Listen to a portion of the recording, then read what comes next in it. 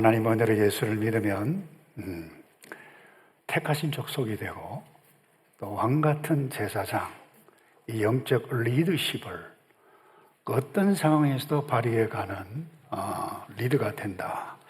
여러분 이것 잊지 않기를 바라고 벌써 5번째 메시지인데, 오늘은 다른 사람들의 방패가 되라. 여러분이 아시다시피 방패라고 하는 것은 아주 위험한 창이나 칼을 자신도 보호하고 다른 사람도 보호하는 것이죠. 그런데 여러분, 대부분 사람들은 이런 방패의 역할보다는 자기가 위험을 당하면 그 위험을 벗어나기 위해서 창을 가지고 찌르고 칼로 창을 던지고 칼로 찔러 이렇게 행하는 공격을 하기를 즐겨하지, 자신과 다른 사람의 방패 역할을 하는 것 썩 즐겨하지 않은 것 같아요. 부모 자녀 사이도 마찬가지입니다. 부모가 자녀에게 한마디 했는데 자녀는 그거 딱 받아가지고 지려고 하질 않아요. 다시 공격을 합니다. 그러면 이 부모가 더 열받아가지고 더 큰 창을 가지고 찔러요. 배우자 사이도 마찬가지고 친구 사이에도 마찬가지입니다. 이러다 보니까 우리가 스스로 고통을 만들어가고 불행을 느껴가는 연약한 우리의 모습이 아닌가, 현실이 아닌가 생각해 봅니다. 그럼에도 불구하고 서두에서 말씀했습니다마는 우리 찬양대 이 원해 아주 제가 귀에 탁 마음에 박혀요. 원하는 것이 달리 접근합니다. 왠가 우리는 내가 어떤 상황을 만나더라도 선택함을 입은 하나님의 백성이고, 이 타락한 세상에 그야말로 왕같은 제사장으로서 다른 사람을 품고 살아가는 존재라고 하는 것을 인식하고 그렇게 살아가기를 기뻐한다는 것입니다. 오늘 본문에 아들 압살롬 반역으로 인해서 다윗이 급히 왕궁을 빠져나와야, 다시 말해서 피신해가는 상황 가운데 있는데, 이 다윗을 돕는, 어떻게 보면 오늘 설교 제목처럼 방패 역할을 하는 사람들이 나옵니다. 여러분 기억했으면 좋겠어요. 하나님의 은혜로 한 나라의 왕이 되고 또 이 세상의 리더가 되었다고 해서 환난과 또 어려움 만나지 않은 것 아닙니다. 내가 하나님의 은혜로 예수 잘 믿는데 위와 같은 일들이 일어나지 잘못된 생각입니다. 동시에 그 어떤 환난, 시험을 만난다 할지라도 하나님께서 반드시 나의 길을 인도해 가시고 피난처가 되시고 방패가 되신다라고 하는 사실을 잊지 않기를 바랍니다. 오늘 설교 거의 제가 하고 싶은 말은 이미 서두에서 다 했다고 해도 좋겠습니다. 그럼에도 불구하고 우리가 왕같은 제사장으로 부름을 입은 백성이 추구해 가야 하는 길이 무엇인가 이미 말씀드렸어요. 다른 사람의 방패로 사는 것입니다. 오늘 본문에 바르실레라고 하는 인물이 등장합니다. 저는 개인적으로 2주 전에 나눴나요? 신약의 빌레몬과 같은 존재, 가지고 있는 그 능력 가지고 오네시모를 도울 수 있는 위치에서 부탁을 받을 수 있는 위치, 영향력 있는 사람 뿐만 아니라 지난주 나누었나요? 선한 사마리아인과 같은 존재라 저는 그렇게 생각합니다. 평범했어요. 가지고 있는 기름과 포도주로 어려움을 당한 사람 도왔던 인물이 아닌가. 이 바르실레 나이가 많았습니다. 할아버지였어요. 80이었어요. 나이가. 평범했습니다. 그는 정치인도 아니었고 그 한 지역을 다스리는 군인, 사령관도 아니었습니다. 나이 많은 할아버지였는데 위기 만난 다윗 그 일행을 돕고 방패 역할을 하는 사람이었어요. 그가 어떻게 도왔습니까? 실제적으로 도움을 주면서 도왔어요. 28절에 보면 침대, 대야, 그릇 가져오고 먹을 것, 밀, 보리, 볶은 곡식, 여러분이 좋아하는 치즈, 이와 같은 모든 것들 다 가져와서 먹으라고 주었어요.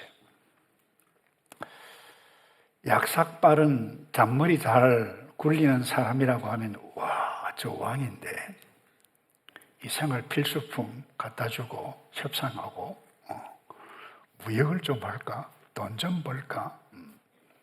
사업 궁리 했을 수도 있었을 것입니다. 그러나 바르실레는 위험에 빠진 그 다윗, 그야말로 제대로 챙겨 나오지도 못한 흑이신 배, 그의 일행을 섬기기 위해서 갖다 주었다는 거예요. 잠잘 곳이 마땅하지 않아서 침구까지 가져왔다.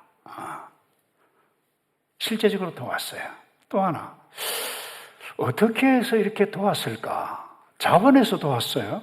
부담이 있어서가 아니에요. 누가 시켜서 한 것이 아닙니다. 어떻게 해서 도왔을까? 어떤 학자들은 그래요. 성경에 밝히고 있지 않지만 이 길르앗에 살았던 이 바르실레는, 이 길르앗이라고 하는 땅은 주변 민족 국가로부터 그야말로 끊임없이 침략을 당하는 곳이었는데도 불구하고 다윗이 통치하는 동안 다윗의 역량 때문에 길르앗이 평화를 누렸다. 아마 그 다윗에 대한 존경심, 통치력 때문에 돕지 않았을까라고 주장하는 학자도 있습니다만은 중요한 것은 자원에서 도왔다는 거예요. 자원에서. 또 하나, 자원에서 도왔기 때문에 대가를 바라지 않았다는 거예요.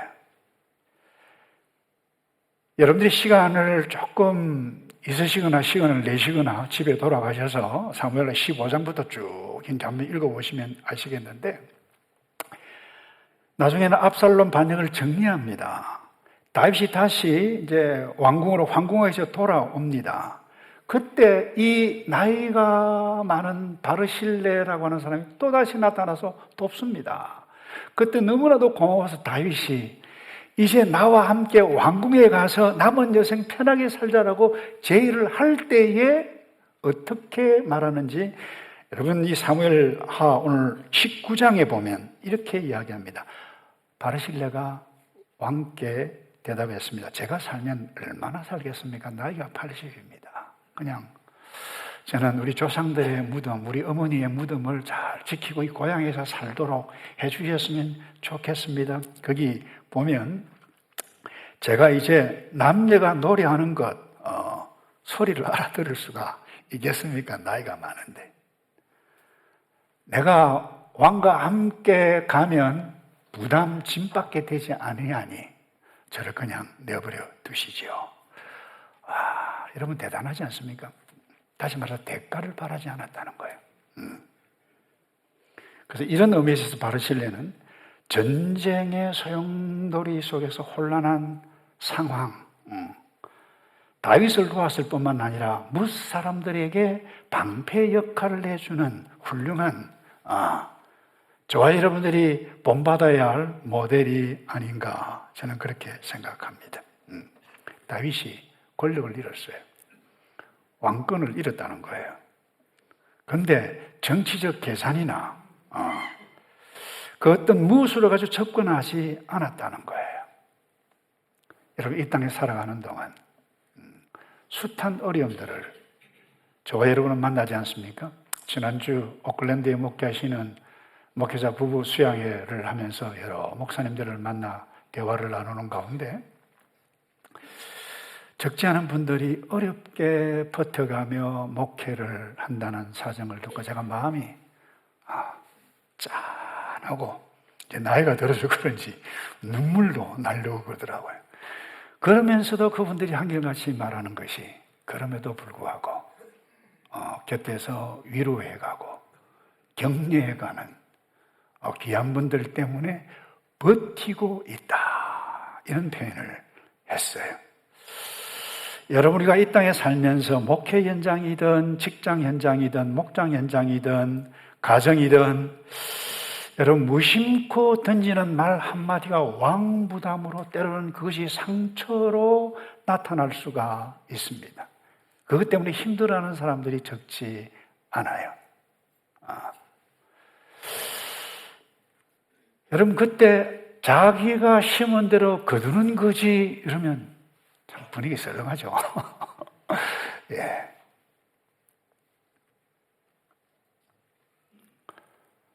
이런 부모가 자녀 잘 되라고 한 말이 자녀들에게 상처가 될 수 있고, 또 자녀들이 부모를 위해서 한 말인데 그것이 섭섭하고 상처가 될 수 있어요. 여러분, 이때 우리 이 인물을 기억하고 하나님의 말씀, 우리가 추구해 가야 할 걸음걸이가 무엇인지를 특별히 히브리서 기자도 이렇게 표현을 해가고 있어요. 오직 선을 행함과 서로 나누어 주기를 잊지 말라. 그 다음 표현이 저에게 아주 인상이 깊게 다가왔어요. 이 같은 뭐라고 그랬어요? 제사라고 그랬어요. 다들 힘들어할 때 선행을 행하고 기도를 해주고 격려를 하고 곁에 있어주는 방패 역할을 하는 것이 하나님 앞에 드리는 뭐예요? 제물이고 제사다, 예배다. 그런데 그것을 하나님께서 기뻐하신다. 놀라운 것입니다. 여러분, 우리의 인생 그렇게 길지 않습니다. 짧은 인생 살아가는 동안 다른 사람에게 창을 던지고 칼을 던지면서 살아가는 만큼 어리석은 자는 없을 것입니다. 반면에 보호가 되어주고 도와주고 방패 역할을 해가는 것만큼 의미 있고 가치 있는 삶 없을 것이라 봅니다.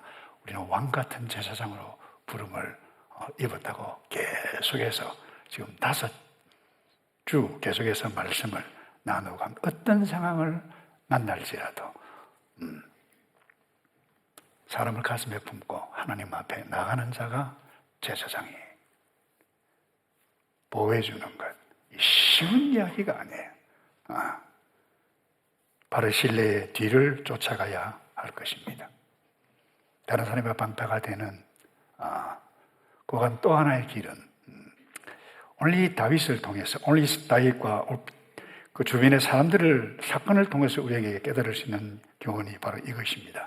곁에 사람이 머물도록 하는 거예요. 다른 말로 하면 사람이 있도록, 몰려오도록.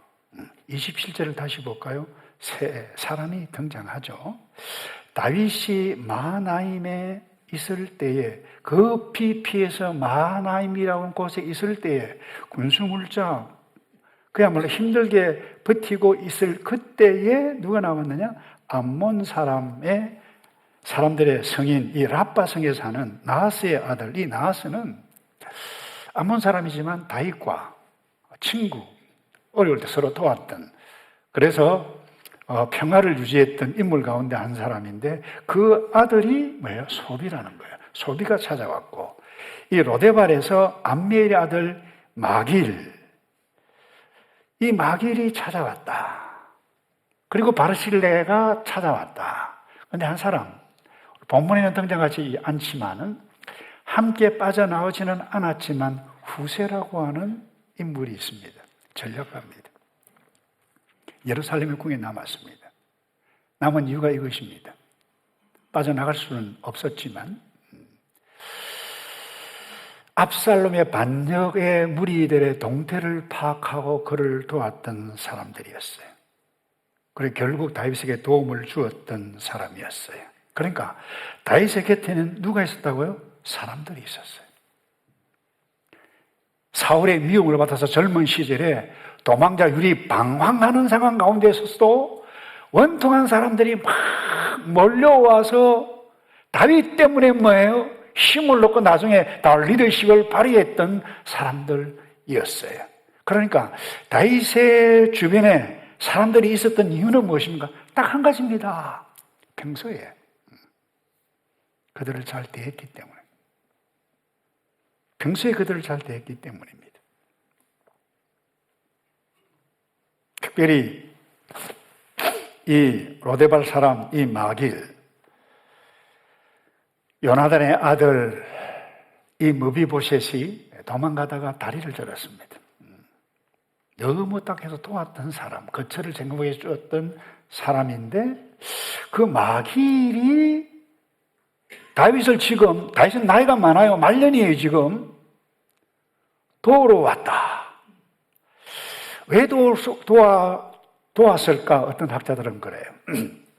여러분이 아시다시피 다윗이 두 번째 왕이 되고 난 이후에 여러 가지 일들을 많이 했습니다만은 그 가운데 하나가 사울의 가문, 특별히 요나단과 언약을 맺었기에 요나단의 자녀들을 찾았는데 그야말로 무비보셋, 사울의 손자죠.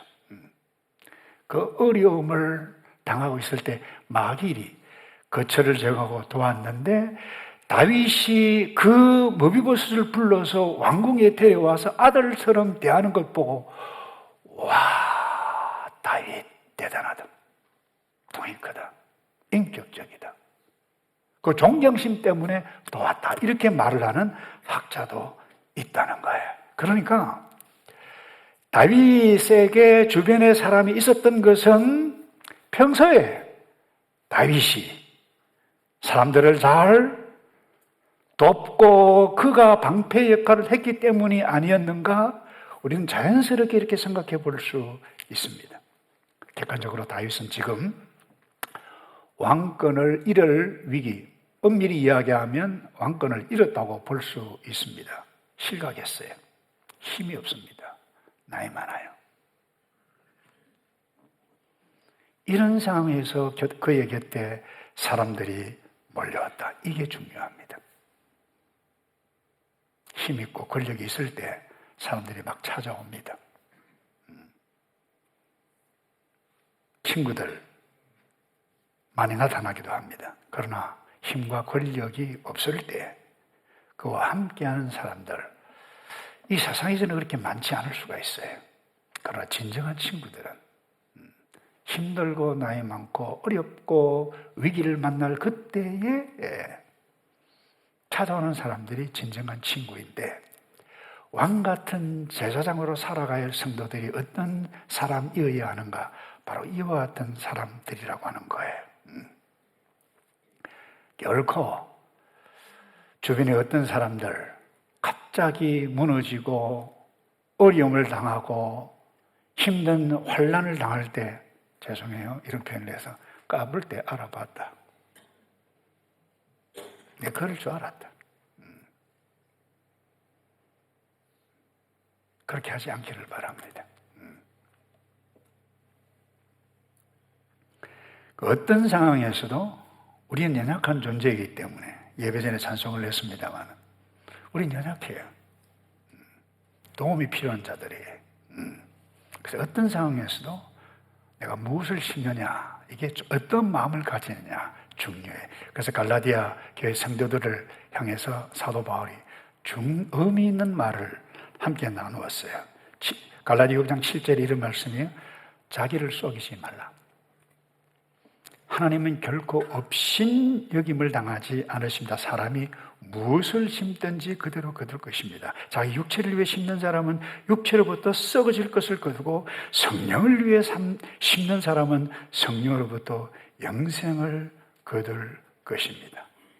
여러분, 어려울 때, 다른 사람이 어려울 때 돕는 사람, 여러분 성령으로 심는 사람이에요. 그때 내가 어려울 때 다른 사람의 도움을 받을 수 있는 것입니다. 여러분들이 어려울 때 도와주는 사람이 있습니까?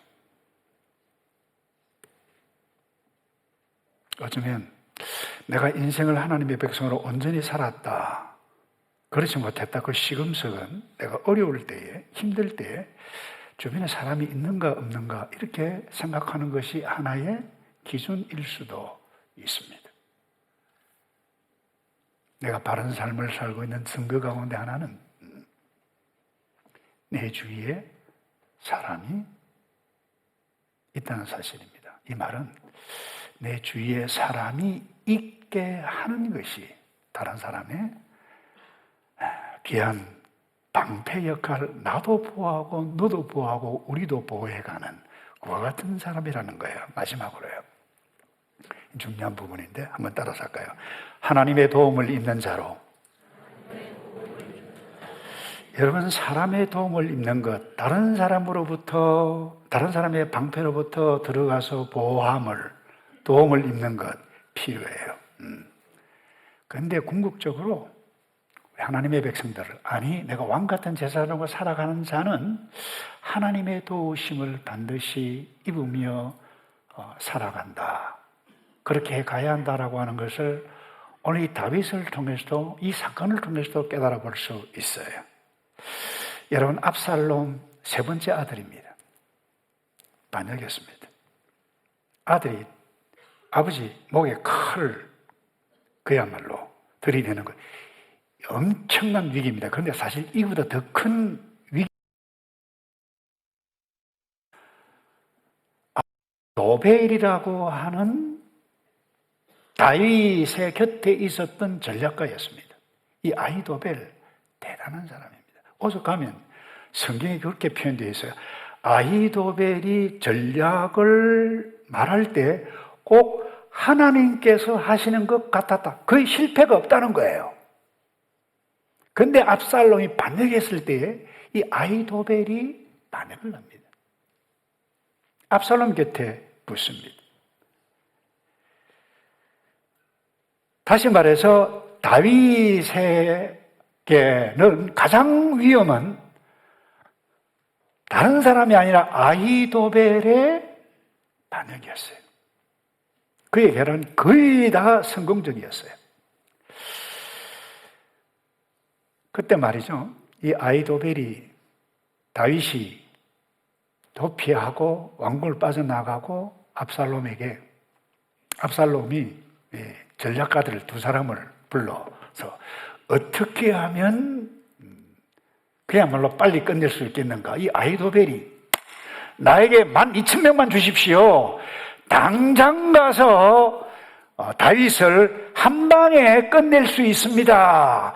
지금이 최적기입니다라고 했을 때 백성들과 장로들도 와, 최고의 전략입니다 라고 했을 때 압살롬이 또 한 사람의 전략가에게 묻습니다. 그것이 후세입니다.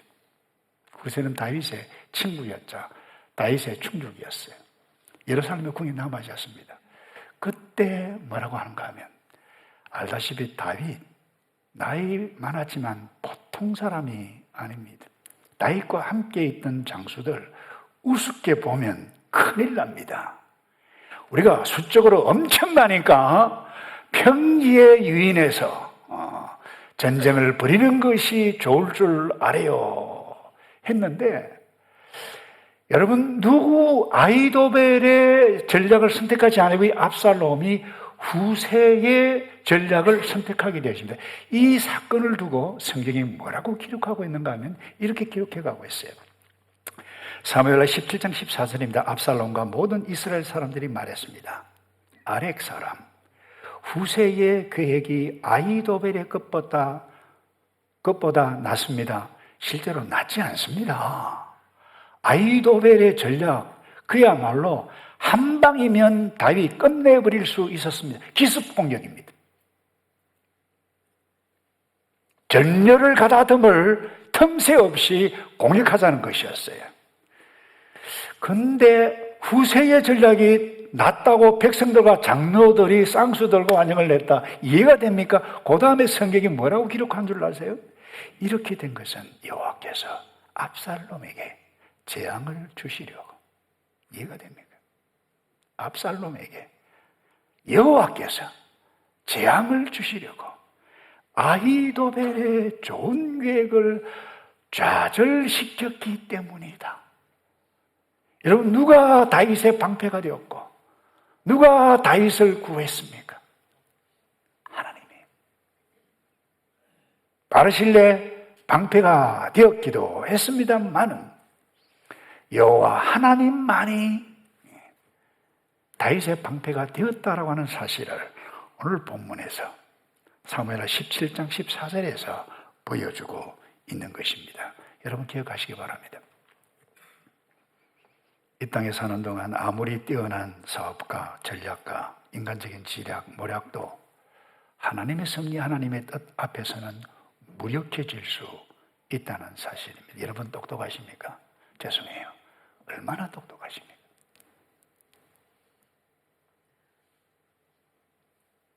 그 똑똑함을 믿고 이 한 방이면 끝난다라고 말했던 아이도벨, 선택되지 않았을 때 아이도벨은 이미 알았습니다. 아, 나의 미래 끝났구나.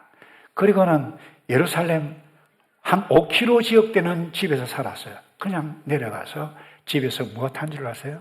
목매어 자살하고 말았습니다. 영적 리더십을 발휘해 가면서 살아가는 저와 여러분, 나 자신의 지혜만 의지해서 살아가는 존재이어서는 안 된다는 거예요. 아무리 봐도 이 상황 가운데 이렇게 하는 것이 합리적으로, 객관적으로, 상식적으로 맞다라고 한다 할지라도 하나님의 뜻과 아니면 노라고 말하는 것이 기회입니다. 쉬운 얘기가 아니에요. 저는 종종 잔머리 굴린다는 표현을 잘하는데, 아무리 사람이 머리를 굴려도 하나님 앞에서는 죄송해요, 잔머리 굴리는 것과 마찬가지일 수 있습니다. 그분께 맡기는 지혜, 믿음, 용기가 필요합니다. 청교도 목사였던 존 버년 이렇게 이야기했어요. 하나님을 의지하는 자는 결코 실망하지 않는다. 심플하지만 멋지잖아요. 한번 따라서 합시다. 하나님을 의지하는 자는 결코 실망하지 않습니다. 꼭 기억하시기 바랍니다. 아이도벨의 계략 완벽하게 보였습니다만 수포로 돌아갔습니다. 그래서 결국 우리의 길을, 걸음을 인도해 가시는 분은 누구라고요? 잠언 지혜자가 말했습니다. 사람의 마음으로 자기의 길을 계획할지라도 그 걸음을 인도하시는 분은 여호와 하나님이시다. 다윗이 자기 자신의 힘으로는 감당할 수 없는 위기 가운데서도 하나님의 도우심을 입었기 때문에 그가 살아갈 수 있었어요. 하나님이 방패였어요. 말씀을 맺습니다. 나만 잘 살겠다고 다른 사람에게 창을 던지는 사람, 이 사람만큼 어리석은 사람이 없습니다. 동시에 내가 하나님의 백성으로 최선을 다해서 살아가고 있는데 왜 이와 같은 어려움이 오는가? 다윗 보세요. 물론 실수 많이 했지만 마음에 합한 자라고까지 했는데 말년에 이게 뭡니까 하나님? 라고 생각할 수 있습니다만 그 다윗에게도 환난과 핍박, 견딜 수 없는 위기가 왔습니다. 여러분, 예수를 믿어도 시험 옵니다. 예수 잘 믿어도 환난 만날 수 있습니다. 그때 이 말씀을 기억하시기 바랍니다. 그럼에도 불구하고 피할 길을, 아니 믿음으로 걸어가는 자에게 피할 길을 내시는 분은 여호와 하나님. 다윗의 방패, 다윗 스스로 방패가 되어졌나요? never, 아닙니다 여러분. 여호와만이 방패였고 여호와만이 피난처였었고 그는 시를 지었잖아요. 하나님은 나의 방패시다. 여러분, 누가 나의 방패이십니까? 저와 여러분, 하나님이십니다. 누가 저와 여러분의 방패이십니까? 다른 것 아니에요. 나의 죄를 덮으셨던 예수 그리스도이심을 놓쳐서는 안 될 것입니다. 나의 허물과 어제의 실수, 그것만 생각해도 끔찍한데 과거에 하나님께서 그 허물을 덮으신 그 예수님이 나의 방패이시다. 하나님이 은혜로 나를 부르셔서 예수 묻게 해주셨고 이 예배를 드리게 해주셨는데, 주님, 나는 예배자로 살겠습니다. 나는 다른 사람의 방패 역할을 하면서 남은 생에 때로는 엄청난 소용돌이의 폭풍이 나를 엄습한다 할지라도 나의 피난처이신 주님의 품에 안기겠습니다. 이런 복된 삶을 걸어가시는 저와 여러분 되기를 주님의 이름으로 축복합니다. 기도하겠습니다. 하나님, 우리가 연약해서 창이 되고 다른 사람을 공격해 가기 잘하는 연약함이 우리 모두에게 있는데, 하나님의 은혜로 하나님의 백성이 되고 하나님의 은혜를 입었기에 하나님만이 나의 방패이심을 믿고 힘든 상황을 만날지라도 주 품에 안길 뿐만 아니라 힘든 사람들의 방패로서 살아가는 우리 모두이도록 복을 내려 주시옵소서. 예수 그리스도의 이름으로 기도하옵나이다.